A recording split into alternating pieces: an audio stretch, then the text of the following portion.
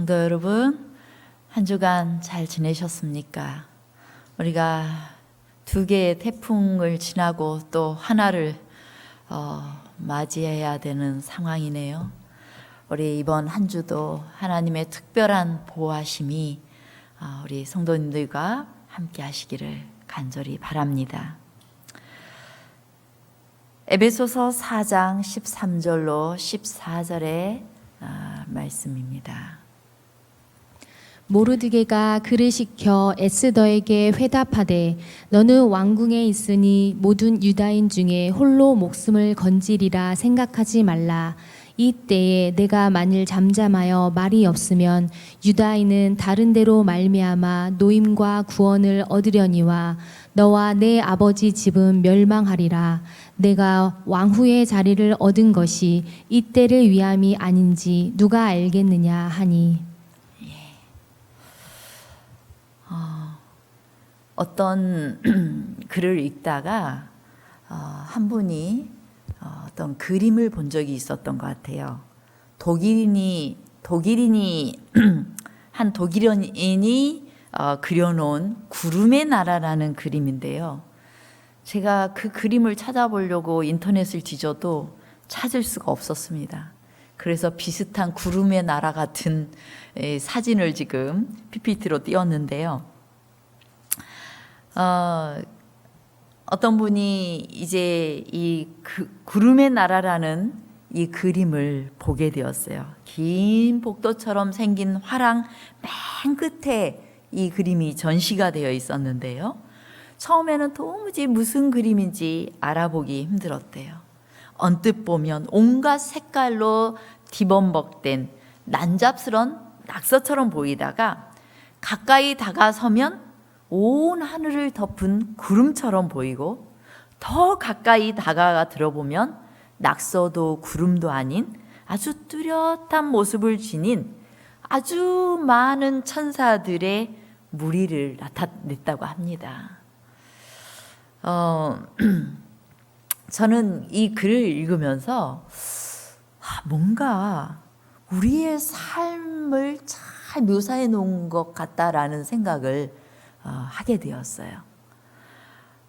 때로 우리가 만나는 일들이 아주 난잡한 그 낙서처럼 우리의 삶이 아주 당황스럽고 또 힘겹고 어렵고 복잡한 상황에 우리는 직면하기도 합니다. 그리고 어떻게 그런 일이 나에게 생기는가?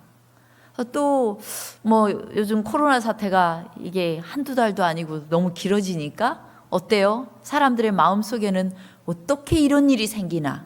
내 평생에 한 번도 일어나지 않았던 그런 일들이 생겼을 뿐만 아니라 또 요즘은 또 태풍까지 지나가니까 또 이상기후가 생기니까 우리의 마음속에 도대체 무슨 일인가? 이런 복잡한 이 생각을 하게 됩니다. 우리 인생에도 마찬가지죠. 정말 하나님을 잘 믿어보려고 하는데 나락으로 떨어지는 것 같은 그런 사건들을 직면하게 될 때 왜 내가 하는 일은 잘 되지 않는가?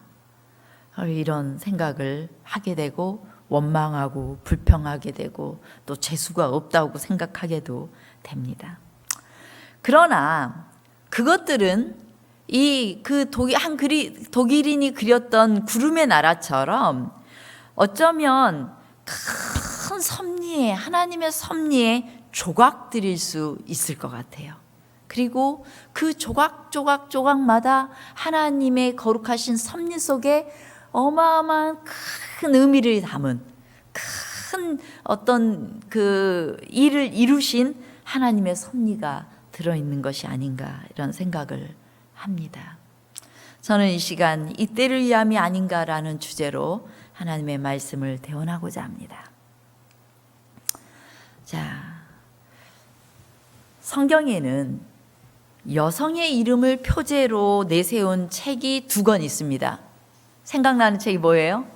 여성의 이름, 룻기 그리고 에스더서죠.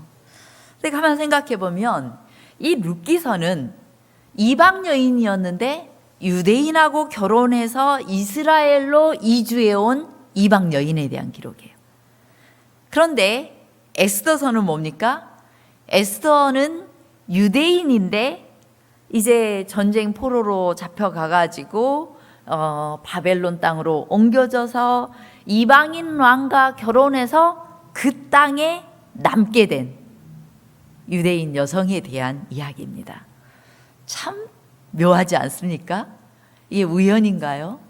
하나님께서 어쩌면 이 성경에 하나님을 찾았던 많은 여인들이 있고 그들에 대한 이야기를 기록할 수 있었을 텐데 특별히 이 룻기와 에스더서를 기록한 것은 아마도 여기에 해당되는 많은 사람들에게 뭔가 메시지를 주기 위함이 아니었나 이런 생각을 하게 됩니다. 자, 이제 이 두 이야기 모두 하나님의 섭리가 인간사의 배후에 있음을 우리는 보게 됩니다. 우리가 뭐 단순하게 이방 여인하고 이방인과 결혼하지 말아야 돼. 이게 성경의 가르침이에요. 근데 성경에 가끔씩 성서적이지 않은 결혼을 한 사람이 있거든요. 근데 그것이 때로는 하나님의 명령에 의해서, 때로는 인간의 선택에 의해서 그 일이 이루어졌다 할지라도 그 속에 하나님께서 또다시 개입하시는 것을 우리가 보게 되는 것입니다. 이제 포로로 갔던 사람들이 다시 돌아오게 되고 뭐 이런 일을 적은 성경이 에스라와 느헤미야서입니다. 에스라와 느헤미야서가 포로 생활에서 예루살렘으로 돌아온 남은 무리들에 관한 책이라며 구원받은 무리로도 묘사될 수 있고 다시 하나님께로 돌아온 사람들로 상징될 수도 있겠지만 하여튼 이들이 남은 무리들이에요. 에스더서는 반대됩니다. 포로의 땅에서 돌아오지 못하고 그 포로의 땅에서 그대로 잔류한 남은 자가 아닌 주변인들에 관한 책이 바로 에스더서입니다. 기원전 605년에 남방 유다가 바벨론에 의해서 멸망을 당해서 많은 사람들이 바벨론으로 포로가 되어 갔습니다. 그런데 이 바벨론 시대가 끝나고 메데 페르시아 시대가 도래하면서 미리 이사야를 통해서 예언되었던 고레스 왕이 그가 큰 감동, 하나님의 감동을 받고 이 유대인들을 예루살렘으로 귀환하라는 1차 귀환 명령을 내리게 돼요. 그런데 그 귀환령이 내려졌을 때 5만 5천 명가량의 유대인들이 예루살렘으로 돌아갔습니다. 그때 모든 사람이 돌아간 것은 아니었어요. 이스라엘 백성의 대다수 사람들은 귀환하고 나면은 또 황폐된 고향 가가지고 또 다시 일궈야 되고 또 황폐된 집을 또 세워야 되고 아이 너무 고통스러워. 차라리 내가 지금 이 땅에 바벨론에 잘 정착했으니까 그냥 나는 남을래 했던 사람이 대다수였어요. 그로부터 20년 정도가 지났을 때 이제 또 다시 페르시아 왕의 그 다리오라는 왕, 여러분이 성경에서 보게 됩니다.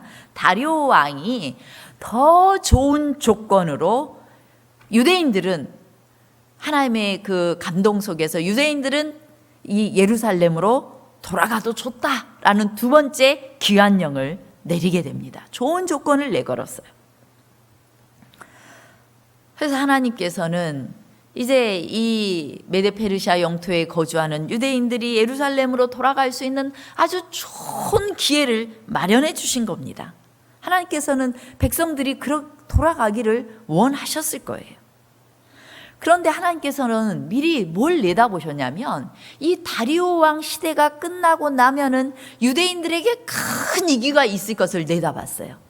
에스더서에 나오는 큰 위기 뭐예요? 모든 유대 민족들을 다 잡아 죽이라는 명령이 떨어지는 그 위기를 하나님께서 내다보시고 미리 다리오 왕의 마음을 감동시키셔서 유대인들에게 기회를 주신 거예요.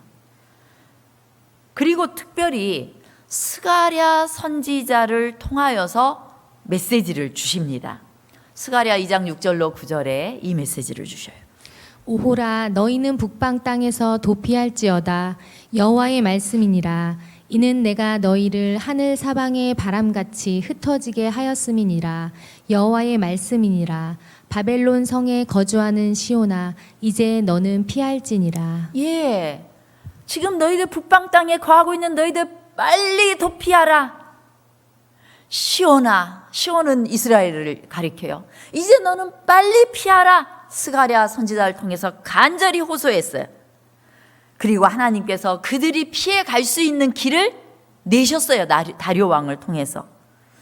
이 중에 많은 백성들이 하나님의 음성을 듣고 순종했을 것입니다.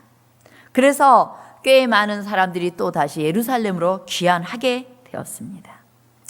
또 어떤 사람들은 그냥 또 다시 남기로 했습니다. 이방 땅에 그대로 그냥 남아 있었어요. 그 초청에, 스가랴의 초청에, 하나님의 초청에 주의를 기울이지 않은 것입니다. 이제 귀환령 다 지나가고 얼마 있다가 이 메데 페르시아의 이 모든 시국은 급속도로 변하고 있었어요. 유대인들이 크게 인총을 입었던 다리오 왕은, 다리오 실제 이름은 다리오 히스타스페스예요.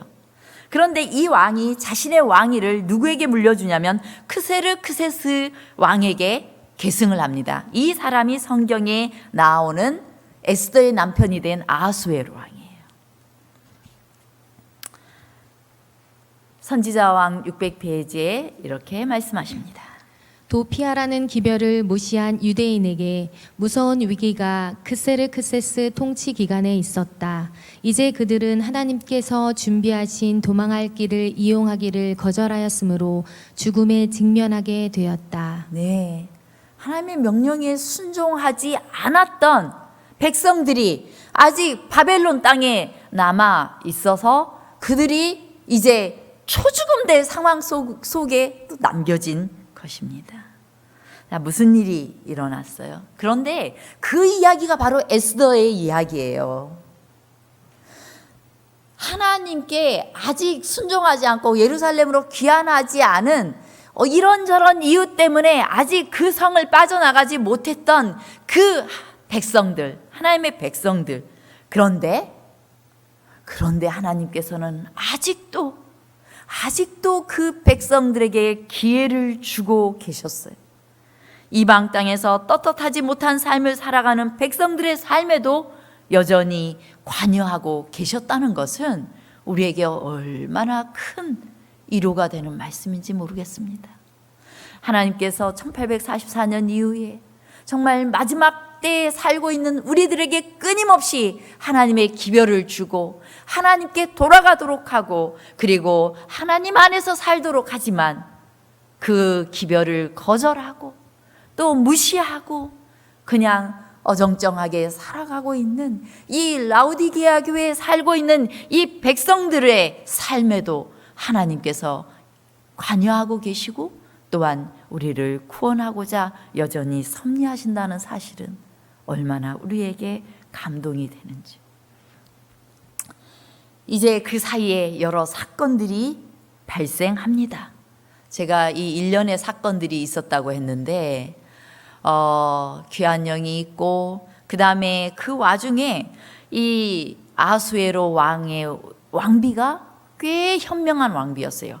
와스리라는 왕비였는데 너무나 현명한 왕비였음에도 불구하고 술자리에 나오라 하니까 이 여인이 그것을 거절했다가 본때를 보여줘야 됩니다 하는 신하들의 간청에 의해서 이 왕비가 폐위가 돼버려요.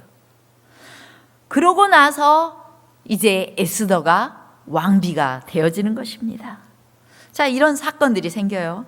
그리고 그 사이에 또 무슨 일도 생기냐면 이 에스더의 사촌이 모르드게였는데 모르드게는 그 궁을 지키는 문지기였습니다.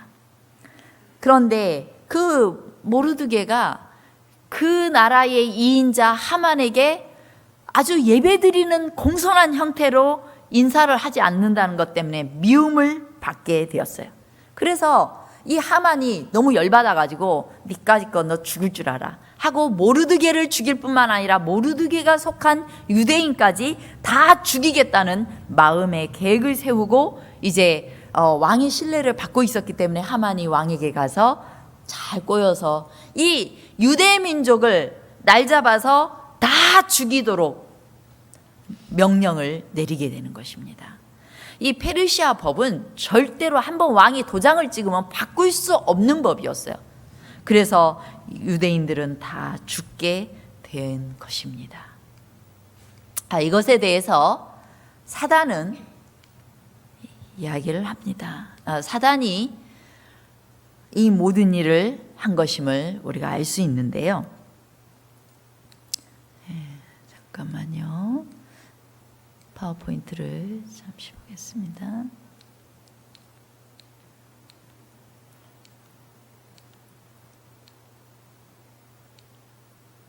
자, 선지자왕 600페이지에 있는 말씀입니다. 그 음모의 숨은 선동자인 사단은 참 하나님께 대한 지식을 보존할 사람들을 이 세상에서 제거하고자 노력하였다. 메대 바사의 법령은 취소할 수 없었으므로 분명히 희망이 없는 것 같았고 온 이스라엘은 멸망의 운명에 놓여 있었다. 예, 사탄은 하나님의 지식, 하나님의 그 진리의 지식을 보존할 사람들을 그 땅에서 완전히 제거해 버리려는 의도였어요. 그래서 이스라엘은 멸망의 운명에 놓여 있었고, 그때 이스라엘 백성들이 에스더 4장 3절을 보면 그들이 애통하고 금식하고 울며 부르짖고 굵은 베옷을 입고 재에 누웠다고 했어요. 큰 회개가 일어난 것입니다. 자신들이 하나님의 뜻대로 살지 않은 것에 대한 큰 회개의 운동이 일어난 것이에요. 이제 하나님께서 그 백성들을 위해서 뭔가 큰 일을 하고자 하셨습니다. 그 와중에도 하나님의 놀라운 섭리와 승리가 한 가지 있었는데요. 어느 날 모르드게가 궁을 지키다가 우연히 이 왕을 암살하려는 어떤 시도를 하는 사람들에 대해서 듣게 되었어요. 그래서 그걸 즉각 왕에게 보고해서 왕이 암살자로부터 죽는 일을 모면한 적이 있었습니다. 근데 그 사건은 조용히 처리가 돼버렸어요. 그런데 어느 날 하나님이 이 왕을 불면증으로 잠이 안 오게 한 거예요.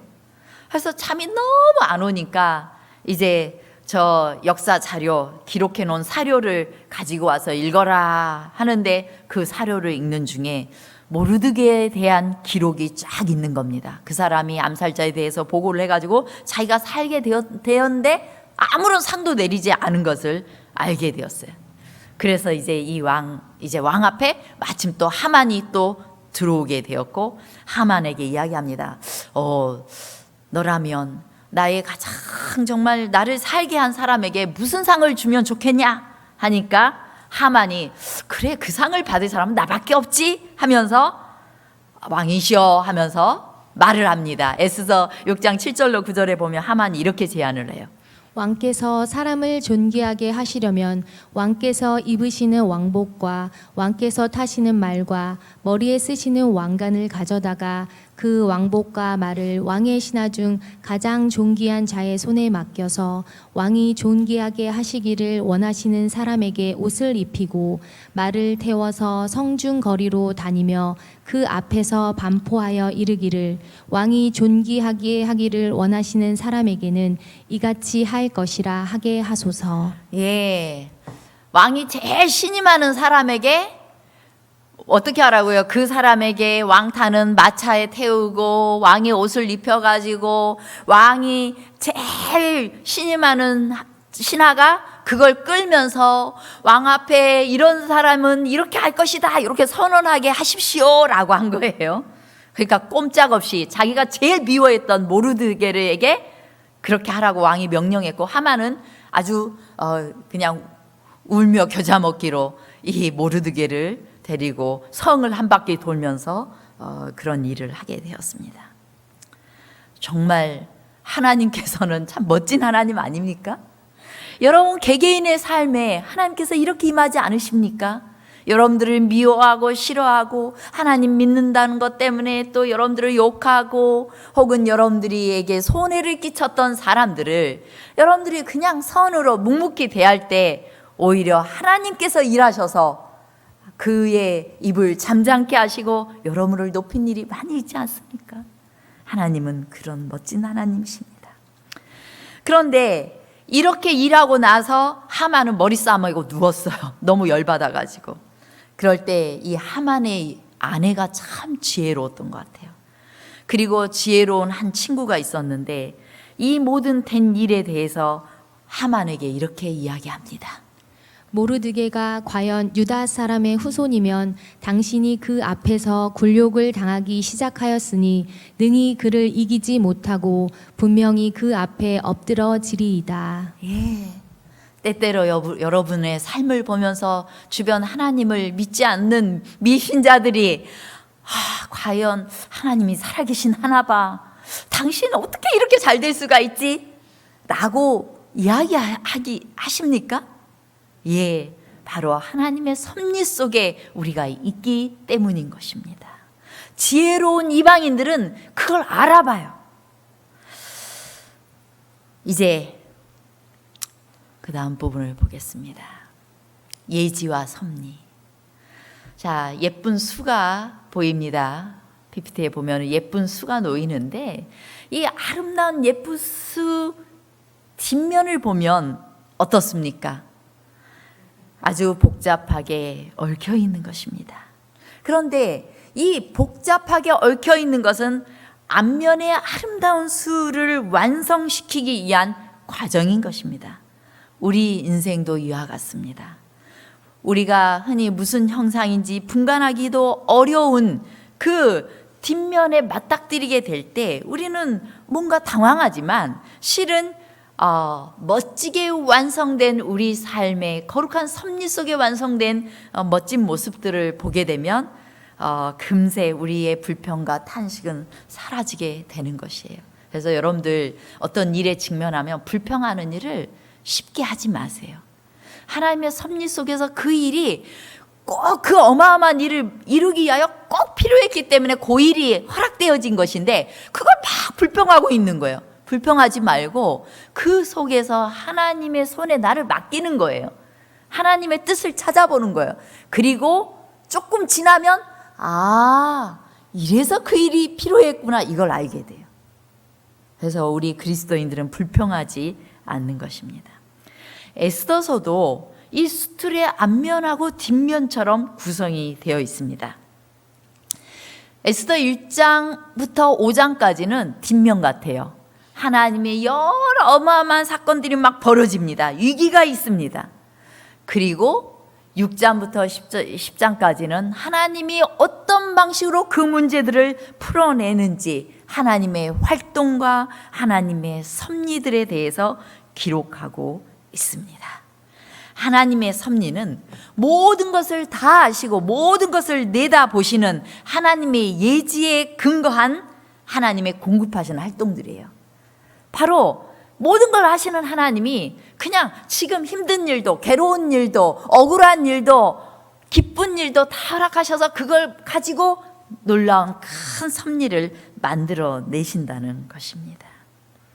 우리 하나님께서 스가랴 2장 8절부터 보면은 하나님의 백성을 어떻게 생각하시는지가 나와 있어요. 만군의 여호와께서 이같이 말씀하시되 영광을 위하여 너희를 노력한 여러 나라로 보내셨나니 너희를 범하는 자는 그의 눈동자를 범하는 것이라. 내가 손을 그들 위에 움직인즉 그들이 자기를 섬기던 자들에게 노략거리가 되리라 하셨나니 너희가 만군의 여호와께서 나를 보내신 줄 알리라. 예, 스가랴가 도망가라라고 했는데 그 뒤에 주신 말씀이에요. 너희를 범하는 자는 내 눈동자 범하는 것이다. 그리고 내가 오히려 너희를 노략하려던 그들 다 노략거리가 되게 하겠다. 이렇게 또 말씀하고 있는 것입니다. 하나님께서 하나님의 백성들을 위하여 일하고 계시다는 것입니다. 자, 그러면 이제 사건과 이 섭리 속에 나는 무엇을 해야 될 것인가? 이미 우리가 하나님의 말씀, 본문의 말씀을 읽었습니다. 아수에로, 모르드게, 에스더, 와스디, 하만 이런 인물 뒤에는, 그리고 왕궁의 떠들썩한 잔치, 왕의 또 명령, 하만의 야욕, 또 에스더가 항우가 된 거, 이런 모든 것들은 하나님의 예지에서 비롯된 하나님의 백성들을 위한 활동들이었습니다. 이제 하나님의 그 크신 계획에 따를 것인지 아닌지는 누가 결정해야 됐어요? 에스더가 결정해야 됐고, 거기에 남아있던 유대인들이 결정해야 됐어요. 아까 유대인들이 어떻게 했다고 그랬어요? 다 베옷을 입고 회개하고 죄에 있으면서 그들이 회개하며 하나님의 도우심을 간구했어요. 에스더도 이때를 위함이 아닌가 누가 알겠는가 하면서 그가 이제 죽으면 죽으리라는 각오로, 그 당시에 왕비는 왕의 부르심이 없을 때는 결코 나가지 못했어요. 왕의 은혜로 금호를 내밀지 않으면 그는 죽어야 됐어요. 내가 죽으면 죽겠습니다 라고 하면서 그가 간절히 기도하고 왕 앞에 나아가는 선택을 하게 되었습니다. 기도하면이라는 한 글이 감동적이어서 하나 소개합니다. 기도에 무릎을 꿇으면 하늘 문이 열린다. 답답했던 삶에 환한 빛이 들어오기 시작한다. 기도하면 신기하게도 불가능한 일들이 가능해진다. 꼬였던 것들이 풀어지기 시작한다. 기도의 시간에 온갖 해결책이 떠오른다. 기도하면 신비한 섭리가 일어난다. 기도하면서 걷다 보면 어느덧 내가 함정도 지뢰밭도 무사히 지나갔음을 알게 된다. 기도하면 감추었던 내 미래와 축복들이 나타난다. 내 인생을 향한 크고 놀라운 계획이 펼쳐지기 시작한다. 기도하면 천사의 손길이 돕는다. 기도하면 나를 위하여 누군가가 움직인다. 둘이서 기도하면 하늘 문이 열린다. 부부가 마음을 합해서 기도하면 그 가정에 불가능한 일이 사라진다. 그래서 기도하는 부부는 가장 강하고 부요한 사람들이다. 기도하면서 문제가 작아진다. 문제를 내려다보게 된다. 기도하면 사람들의 인기와 인정에서 자유하게 된다. 기도하면 용서의 힘이 생긴다. 기도하면 상처가 치유된다. 기도하면 마음이 넓어진다. 기도로 얻는 유익들은 아무리 말해도 끝이 없다. 그런데 참으로 안타까운 일은 사람들이 기도하지 않는다는 것이다.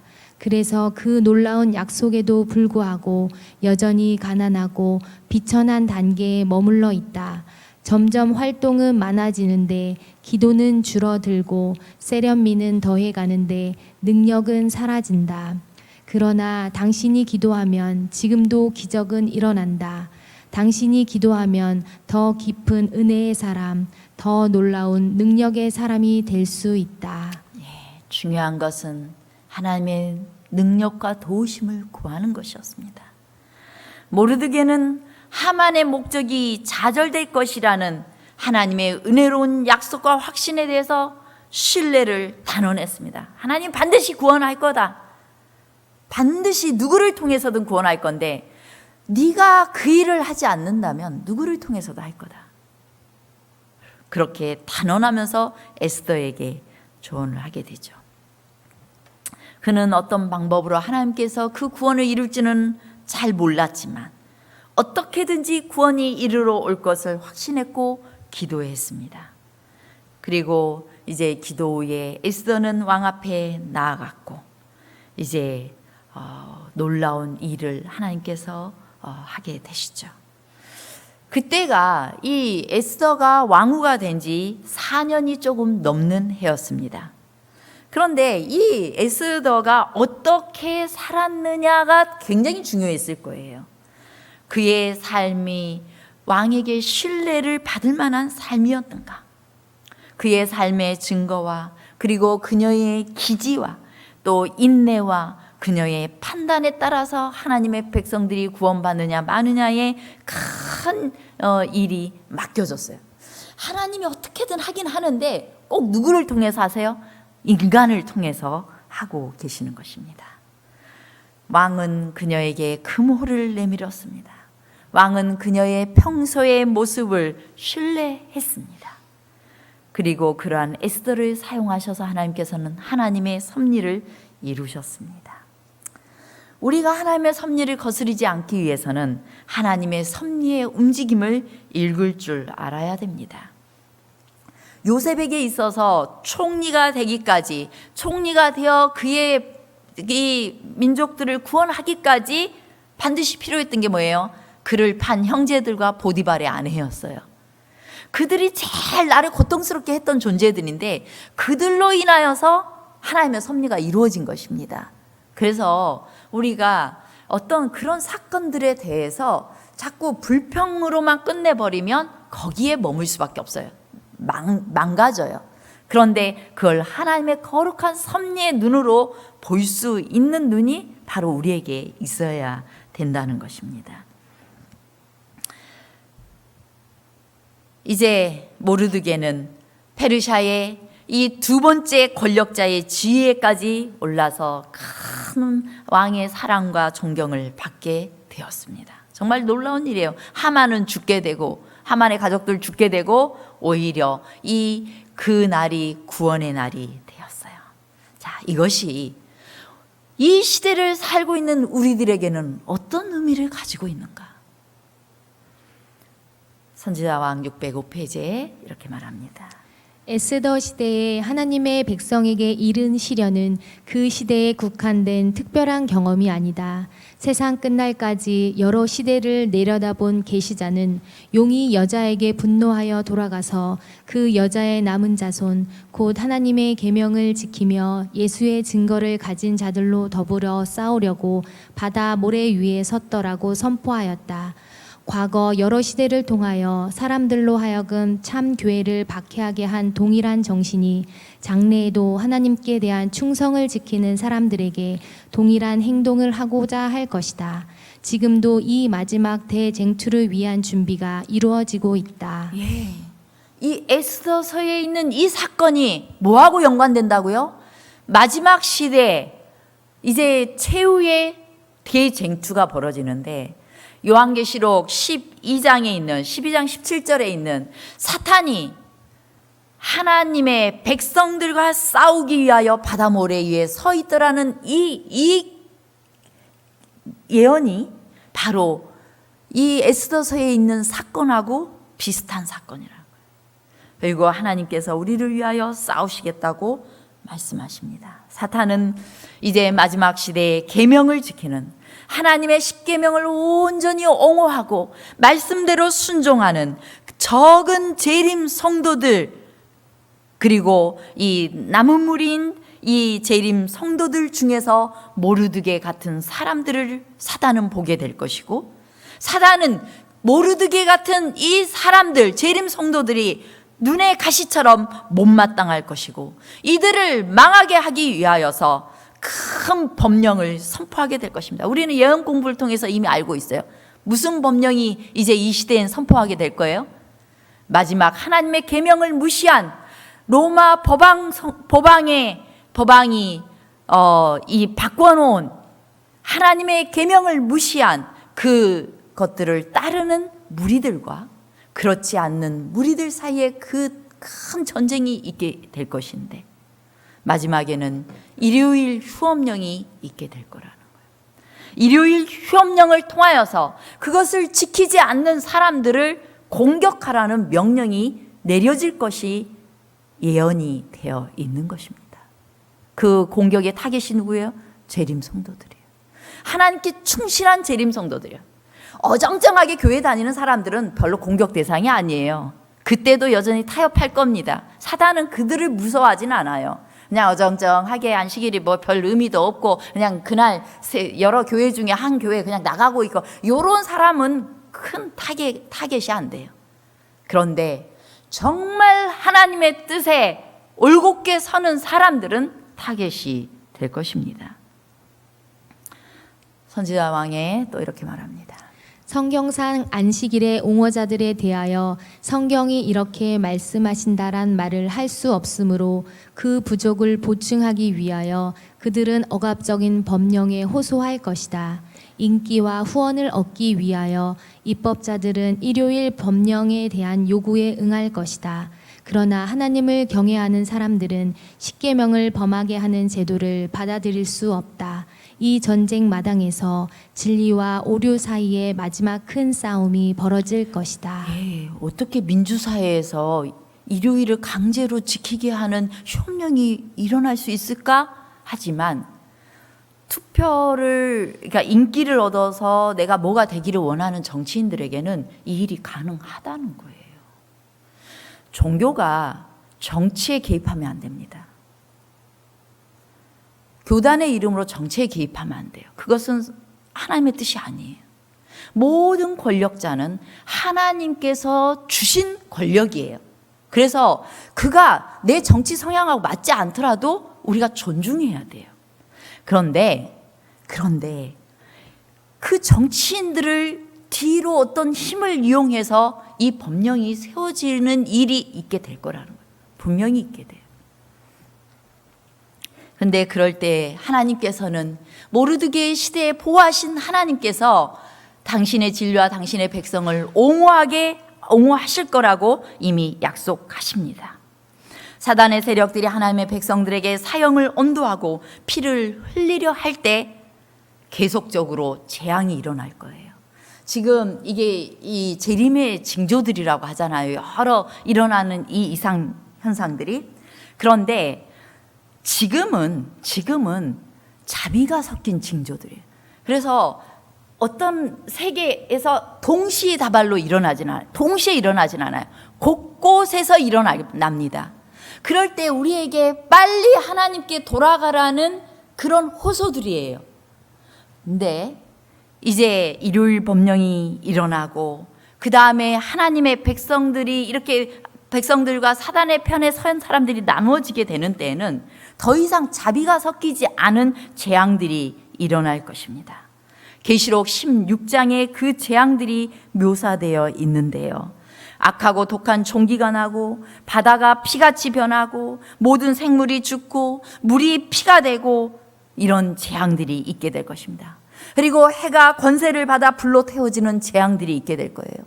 요즘 뜨거운 해에 불이 나서 산불들이 이 몇 달 동안 꺼지지 않는 이 일들은 이런 모든 징조들이에요. 전조들이에요. 더 이상 자비가 섞이지 않은 재앙들이 이 땅에 있을 것입니다. 계시록 16장 9절로 11절에 보면 사람들이 크게 태움에 태워진다고 했어요. 사람들이 각함해지고 또 사람들이 아파서 자기 혈을 깨물고 아픈 것과 종기로 말미암아 하나님 비방하고 그러는데 그들이 그럼에도 불구하고 회개하지 않을 것이라고 말하고 있어요. 마치 에스더 시대의 하만의 모습과 똑같고 이 하만의 모습과 똑같은 악인들이 이 시대에 있게 될 것입니다. 마지막 때는 그런 일이 벌어지게 될 거예요. 이 무서운 일에 대해서 이렇게 묘사합니다. 각시대 대쟁투에 있는 말씀입니다. 이 무서운 시기에 있을 지상의 형편에 대하여 선지자들은 다음과 같이 묘사한다. 밭이 황무하고 토지가 처량하니 밭의 소산이 다 없어졌음이로다. 모든 나무가 다 시들었으니 이러므로 인간의 희락이 말랐도다. 씨가 흙덩이 아래서 썩어졌고 창고가 비었고 생축이 탄식하고 솥대가 민망해하니 이는 꼴이 없음이라. 양떼도 피곤하도다. 시내가 다 말랐고 들의 풀이 불에 탔음이니이다. 궁전의 노래가 애곡으로 변할 것이며 시체가 많아서 사람이 잠잠히 처처에 내어 버리리라.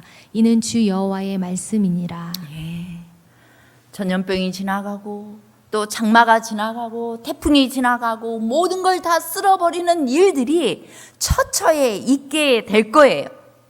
그런데 그럴 때 하나님의 백성들도 고난을 면치는 못할 겁니다. 하지만 그럴지라도 하나님의 백성들이 죽도록 버려두지는 않겠다고 하나님께서 약속하십니다. 각시대 대쟁투에 있는 말씀입니다. 엘리야를 보호해 주신 하나님께서는 자아를 희생하고 있는 당신의 자녀들을 한 사람도 지나쳐 버리지 않으실 것이다. 그들의 머리털까지 세시는 하나님께서는 그들을 보호해 주실 것이며 기근의 때에도 그들의 필요를 채워 주실 것이다. 악한 자들이 기근과 질병으로 죽어갈 동안 천사들은 의인들을 보호하고 그들의 필요를 채워줄 것이다. 네, 악한 자들이 다 죽어가고 우리도 피할 수는 없을지라도 하나님께서 천사를 보내서 정말 마지막 남은 그 재앙의 때에 의인들을 특별하게 보호하신다고 약속하고 계셔요. 의인들은 뭐 하고 있을까요? 그 시간에 그들은 기도합니다. 마지막 빨간 글씨만 읽어주시기 바랍니다. 각시대 대쟁투에 있는 말씀입니다. 야곱과 같이 모든 사람은 하나님과 씨름을 계속한다. 그들의 얼굴에는 그들의 마음속에 있는 고민이 나타난다. 모든 사람의 얼굴은 창백해진다. 그러나 그들은 열렬한 간구를 그치지 않는다. 악인들이 네 하나님 어디 있어? 라고 이야기할 때, 그러나 이들은 그리스도의 재림이 다가왔음을 소망하고 믿고 간절하게 열렬하게 기도하는 일을 멈추지 않는 것입니다. 또 각시대 대쟁투에는 이 능력 있는 천사의 무리가 그리스도의 인내의 말씀을 지켜온 사람들 둘러 진치고 있다라고 말씀합니다. 그리고 그들이 그 고통 중에서도 이 마지막 쓴 잔을 마실 수밖에 없긴 해요. 고난 가운데 있을 수는 있지만, 그러나 그들은 맨 마지막 그 빨간 글씨 읽어주세요. 그들은 그들의 신앙 경험에서 그처럼 활용해 보지 못하였던 믿음과 소망과 인내를 활용하지 않을 수 없게 된다. 기도하면서 무엇을 활용한다고요? 믿음과 소망과 인내를 활용하게 된다고요. 자기가 그냥 믿어왔던 것을 진짜 믿는 것을 믿음으로 붙들고 소망을 가지고 인내하며 기도하는 것입니다. 마지막 때 남은 백성들은 그 하나님이 우리를 구원하시는 섭리를 어떻게 이루실 것인지 기다리는 거예요. 약속의 말씀을 의지해서. 그래서 마지막 때 남은 백성들을 이렇게 묘사합니다. 성도들의 인내가 여기 있나니 그들은 하나님의 계명과 예수에 대한 믿음을 지키는 자니라. 끝까지 믿음을 지키고 하나님의 계명을 지키고 끝까지 인내하고 기도하는 자들인 것입니다. 이제 일요일 법령이 내려지고 이 하나님 믿는 하나님의 백성들의 생명을 빼앗으려는 원수들의 노력이 있겠지만, 그러나 어떤 사람들은 도시와 촌락에서 피하다가 공격을 받게도 될 것이지만, 예언의 말씀 속에는 그들을 해하려던 누군가가 검을 탁 내리치려고 할 때 그 검이 지푸라기처럼 꺾일 거라고 말하고 있습니다. 그들은, 하나님의 백성들은 옥중에서 또 산중에서 적막한 곳에 숨어서 하나님의 보호하심을 탄원하고, 그리고 하나님께서 그들을 구원하려고 일어나실 때는 위기일발의 순간, 위기일발의 그 순간에 하나님께서 일어나실 것인데, 이제 큰 음성이 이 땅을 진동시키고, 그리고 큰 지진이 일어나고 또 태풍의 소리가 들리고 지구의 포면이 파도처럼 이렇게 요동치며 파괴될 때, 100근쯤 되는 우박이 이 땅에 떨어져 오만했던 이 도시를 한순간에 날려버릴 때, 이번에 태풍에 이 부산의 큰 높은 건물들이 어떻게 됐어요? 유리창이 막 깨어지지 않았습니까? 인간의 기술이 정말 높게 도시를 개발하고 개척하지만 그 모든 것들이 하루아침에 다 맞춰지게 될 것이고, 여기저기에서 사방에서 통곡하는 소리가 들릴 것이고, 그럴 때 의인은 구원받게 될 것입니다. 예수님께서 그때 임하실 것이기 때문인 것입니다. 시간이 많이 지나서 제가 동영상을 하나 보여드리고 싶었는데요. 그냥 이야기로 하겠습니다. 이 최근에 이 불어나 물 때문에 이 다리가 막 위험해지게 되었어요. 그런데 그때 이 살짝 다리가 꺾이는 걸 보는 어떤 시민이 얼른 발견하고서 막 더 이상 차 건너지 못하게 하고, 그 다음에 저쪽에 오던 차도 막 오지 말라고 막고, 오던 차가 좀 끼미 이상해가지고 뒤로 물러났는데 물러나자마자 30초 만에 이 다리가 쫙 중간에 무너지는 일이 생기게 되었습니다. 여러분, 지금은 자비가 섞인 재앙이 있는 시간. 이건 사단이 하는 거예요. 사단이 하는 건데 이 속에서 하나님께서 보호하시고 재림의 큰 기별이 높이 선포되어져야 되는 이 시간에 여러분 깨어 있으시기 바랍니다. 여러분들의 모든 인도하신 섭리, 여러분을 재림 성도로 두신 이 시간은 이때를 위함이 아닌지 누가 알겠습니까? 여러분들 주변에, 여러분들 가족에게 이 마지막 때의 기별을 증거하시고 이제 주님의 거룩한 구원의 섭리를 바라보며 인내하시고 기도하는 삶이 되시기를 간절히 바라겠습니다.